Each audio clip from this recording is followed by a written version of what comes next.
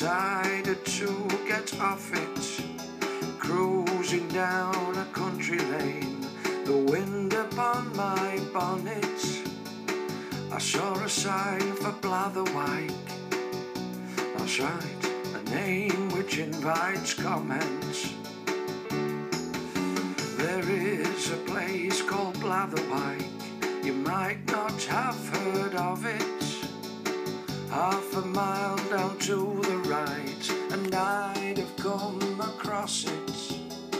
But I was lost and it was late, I needed to step on it, and the tail of the Hale-Bopp comet was guiding me away from it.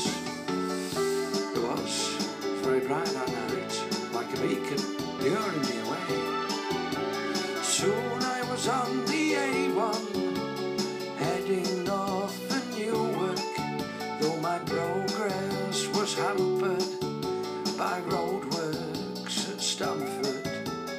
Home was getting closer, and I was keen to view it, keen to view Blatherwyke. Oh, well, I had my chance and blew it. I could have gone to Blatherwyke, so why didn't I do it? Half a mile down to the right, and I'd have passed right through it. But to be fair, I don't live there, there was no reason to have done it.